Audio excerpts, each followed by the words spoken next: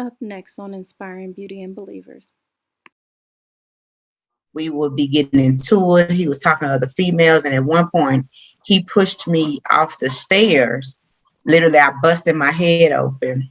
And one of my friends was a hairstylist, and it was like an event we had to go to, and she combed my hair to where my hair would cover up in my face. And like I realized I was hiding stuff. And then like it was one time we were driving down the street and he pushed me out of the moving car. Or I was driving and he was pushing my head against the steering wheel and like turn up. We were on the freeway.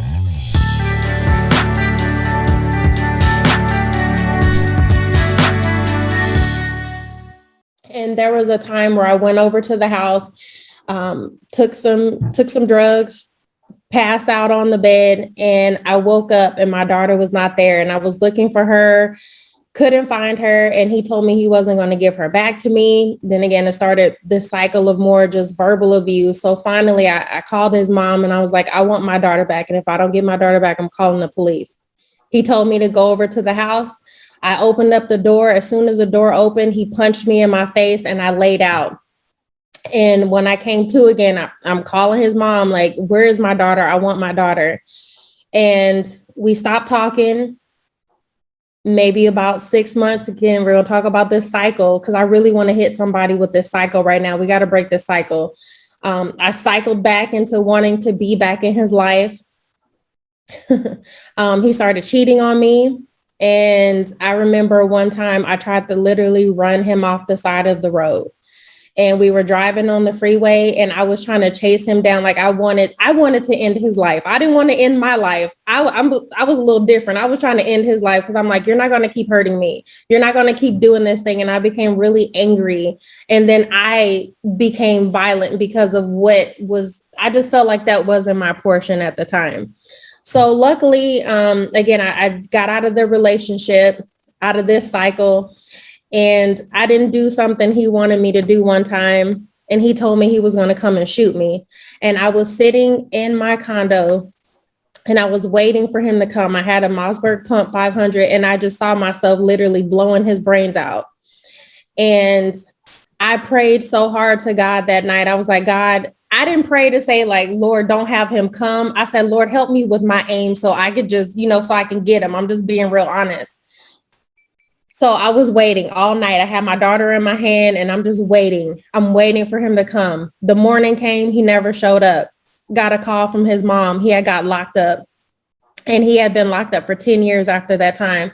And I just started thanking God. I was like, Lord, I thank you that because I was really I wasn't taking my life. I was going to take his life. And that was the thought process that I had. So I got out of that. That was before me having a relationship with Jesus. And then I got married to my son's father. And there was no red flags before, very similar to what Susie was saying. There was no red flags. He was in church, good man. My pastors had actually got us together and they're like, he would be a good fit for you and da, da, da, da, da. And I was like, okay, they're supposed to know these are my men and women of God. Let me go ahead and listen to them. We got married. I got pregnant. That's when the physical abuse started in that relationship. He would throw things at me. I guess I wasn't moving fast enough for him. And if I was laying in the bed, he literally took the mattress and flipped me out of the bed, from the mattress. He didn't hit me until after my son was born, when we were trying to figure out when we were going through the divorce situation.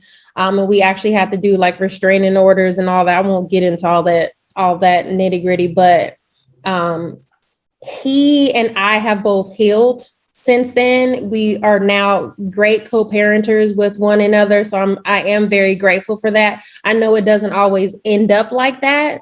But for that, I am grateful that me and him are able to be extremely great parents to our son, Josiah. And that was a blessing. My point of saying all this stuff about the cycles, because I feel like that's going to be my message to you women, to the women that are listening right now. Don't ignore those flags. Don't ignore those red flags. When you see them, run, get away.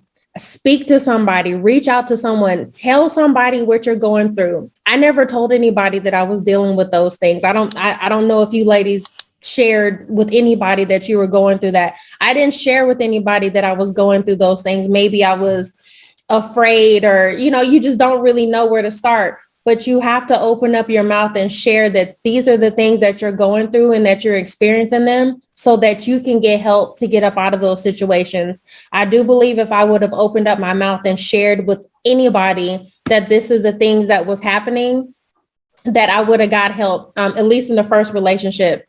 In my marriage, I did share with my pastors what was going on, and they were encouraging me to do more in my marriage. They encouraged me to cook dinners and to be more submissive.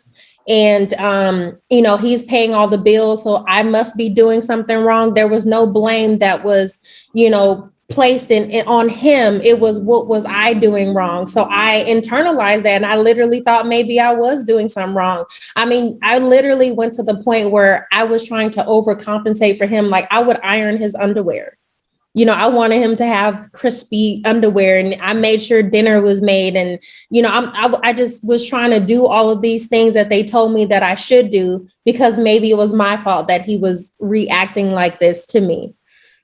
I will say I had a lot of toxic behaviors. I will say that I had to grow into the woman that I am. The woman that I am now was not the woman that was presented to him, nor the woman that was presented to my daughter's father. I've definitely grown into this. However, that gives him, he still has no right to do those things. And nobody should ever tell you that there is something that you're doing to make somebody else put their hands on you, to make somebody else speak words over you. And even out of everything that I've been through, and I'm going to end with this, they always say sticks and stones will break my bones, but words will never hurt me. Words have impacted my life. The words that they have spoken over me hurt more than any physical, any cheating, anything that they could have ever done. Those words that they spoke are still words that I could still hear, but I choose to, cast those words, or maybe when certain things try to come up, those words still stick. So it's not sticks and stones will break my bones, and words do hurt. So we just need to really be mindful of the words that we're speaking. I'll end with that, because I feel like I'm about to start preaching. You about to start preaching? I'm like, I ain't even got to that part of the conversation yet, but okay.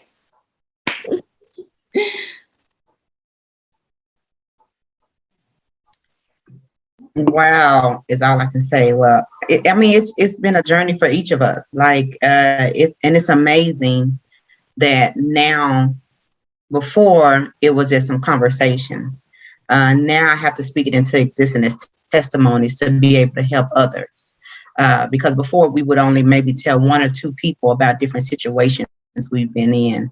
But now I'm open to tell the world.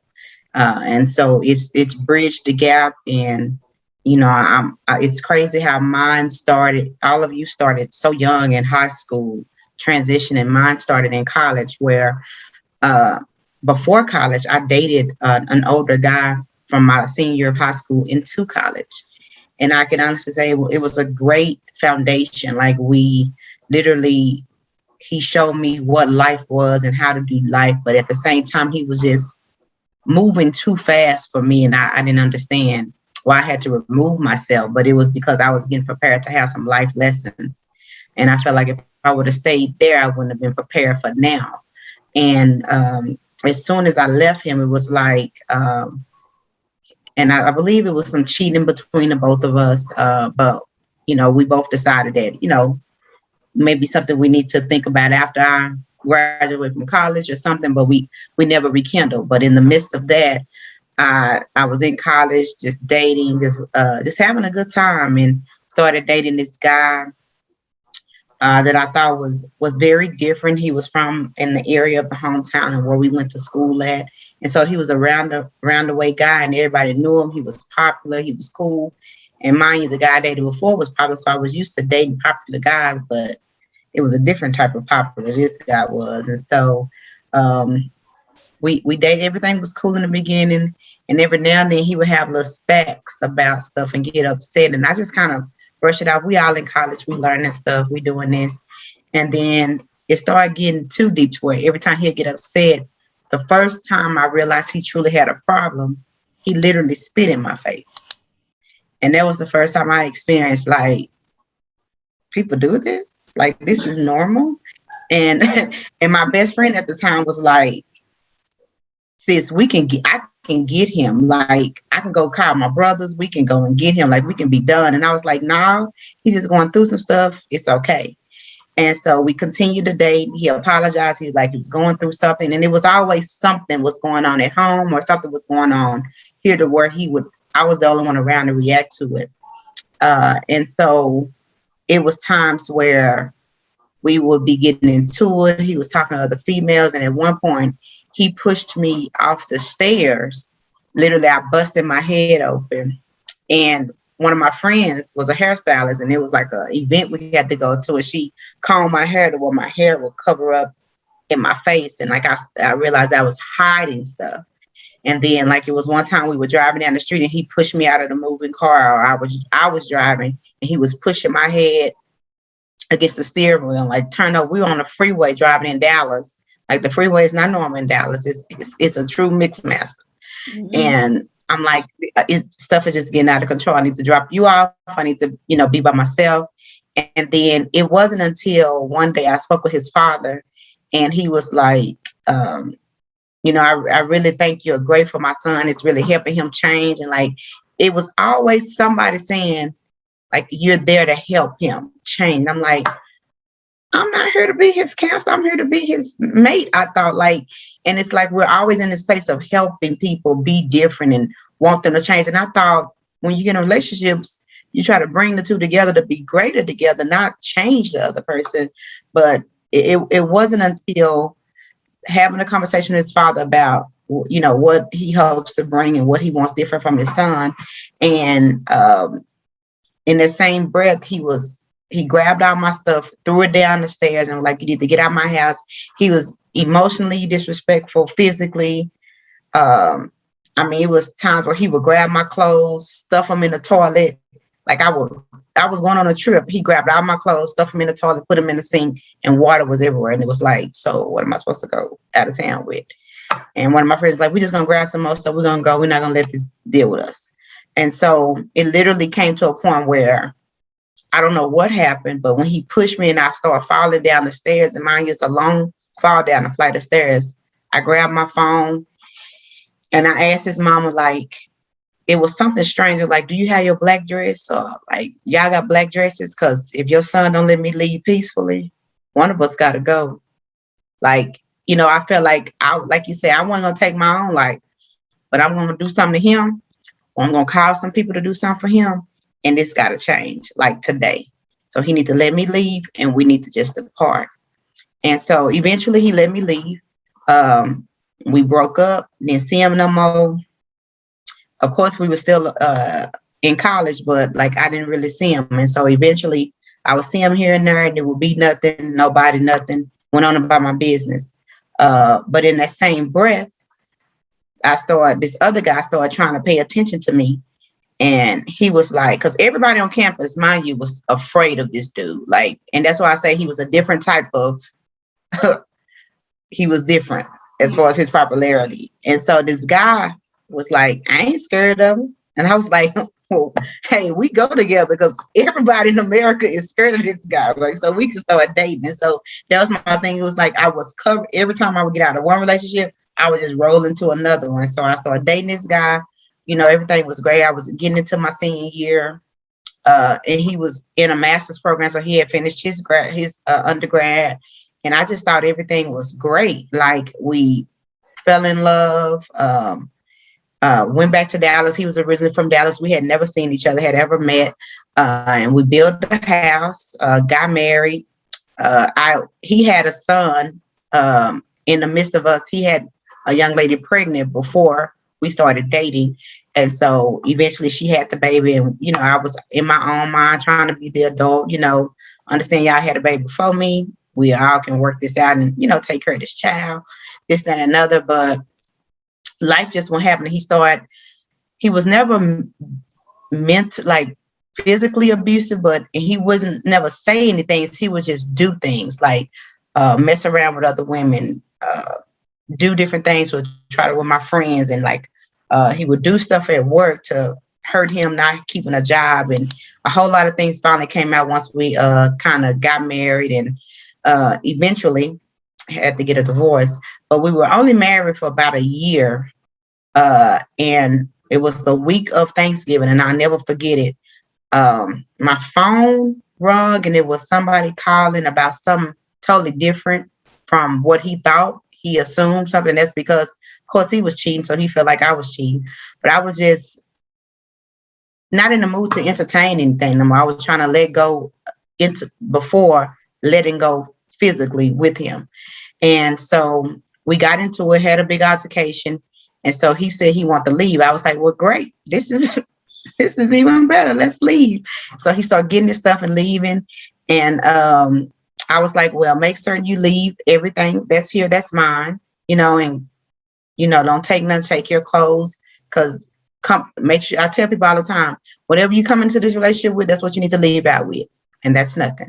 So let's try to do that. But he started trying to take stuff and want to tussle and rouse. And so we got into an altercation at the door to where we had just put hardwood floors in the house, and I hit my head on the door panel of the door. And because he roughed me up, we were fighting, and then I hit face first on the hardwood floors. And it literally my head started bleeding open on the floor. And then so I started fainting and passing out in a sense. And so, but in the sense of me on the floor bleeding, I can see blood everywhere. I can just feel somebody walking over me. So he was still getting his stuff, going in and out the garage, trying to leave. And I was like, what is going on? So I don't know how I got the courage, but I picked up the phone and called my mom. And she was, what are y'all doing? Y'all need to work this out. And I'm like, Mama, I'm bleeding. Like, I think something's wrong. And I don't know if she called the police or I grabbed because I had the house phone then. I think I called the house phone and called her, and then the cell phone and called the police. And when the police got there, I was in and out of conscious. And so, and I hate to say this, but a police officer must have been experiencing some situations with another woman and took his side of the story and was about to take me to jail. But you had charged me. I was on the floor bleeding, about to take me to jail for an assault. And then another police officer, it was, matter of fact, it was a young Black officer, and then a white officer came in and said, this woman cannot think, like it's a pile of blood. Take him to jail. She's going to the trauma center. She can't. I can just remember him saying she's going to the trauma center. And I was like, I'm grateful that this man because I just believe he had some type of personal vindictive of the situation to where he or knew him personally. I don't know. But he came in and said, we're not taking her to jail. We don't know what happened. I know she's on the floor bleeding. We need to get her some emergency help. And so I literally was in a trauma center for a day. It was the Wednesday before Thanksgiving. And some of my friends came and got me from the hospital. I had 10 stitches down my head, and it was Thanksgiving. The next day was Thanksgiving morning. And they took me to my mom's house after I left, and I was laying in her bed, and she literally, I wasn't able to wake up. My whole family was in the house. I didn't even know because my head was ringing. And when I woke up, my eyes open, I could see him standing over me. And I thought I was dreaming. So I jumped up, and it was him. I was like, what are you doing in my mama's house? Like, your mama told me to come back here and talk to you. We need to work it out. So that's when I realized my mama crazy, because do she not know this man had me in this hospital? So I literally left. One of my friends told me to come stay with her, get my things, and come and stay with her. And so Thanksgiving, of course, was Thursday. Friday, the attorney office was closed. Monday, I went and filed for a divorce. My attorney said, well, we got everything. The greatest thing about Dallas, in 61 days, you will get a divorce. So by my birthday in February, I was fully divorced and moved on and enjoying life again. Just grateful for that. And then in the midst of that situation, some things happened with him to where he got locked up for some unforeseen circumstances. for a few years, were able to think about things. So eventually in life, he came back to apologize and, think, so that was good. But then, like you said, Chanel, life went on. A year later, I seen this guy I've been knowing all my life at church. We met. Well, he came with me. I've been reading, want to talk to you. I didn't realize finally you got a divorce. I think it's a great opportunity. It was not a great opportunity. He was financially abusive. It was like he knew that I was in a situation for my divorce financially, so I was in debt, and so he would use that over me. But he was a beautiful soul, like he was a sweet person, but it was just some things he was dealing with internally to make him react to certain things. And so as women, I can say I dealt with physical, mental, spiritual, financial, all different types of abuse. And eventually I had to get out of that relationship. And like overnight, like he went out of town and I literally got some movers and packed up, and no, he didn't even know where I was at. Nobody knew for like two months where I was at. And so it's like I had to get away. And so with that, like I say all of those to say it's different situations in which we've been in an abusive relationship. And I can honestly say that was the last incident was back in 2013. So from 3 consecutive, literally the relationship after the one after the other were consistently 3 abusive relationships in 3 capacities. And through the grace of God, I was honestly able to reconnect with someone that had been admiring me for most of their adult life, which is my current husband now. We've been married now for 4 years. We've never experienced abuse. We've had conversations and misunderstandings like any married couple do, but we have never been abusive to each other. And so I say that to say that life can come a full circle to where your situations are testimonies and be an openness somewhere else to where you don't have to always be in these relationships. And so although I experienced 3 back to back to back, my last 6 years have been amazing. And so I wouldn't definitely put it past anybody to reconsider love. Love is powerful, but love does not hurt. So that's the biggest thing. Like for at least 6 consecutive years, I was life behind closed doors is like a campaign that I start speaking on every year through my company, which in life means living in fear every day, to where I was literally living in fear every day for 6 years, not knowing who these men are, where they come from, how they would be. But now I can speak and try to help my other sisters in these situations. So I'm definitely grateful to be on this panel with you ladies, and amazing stories that we all have, but definitely great to see us on the other side versus somebody speaking about us in death. So I've definitely had some sisters that were not able to make it and be able to speak. So I definitely want to make certain that we continue to speak and help young ladies and gentlemen, because women can be abusers as well, right, out of these situations. So thank you, ladies, for this opportunity. Wow.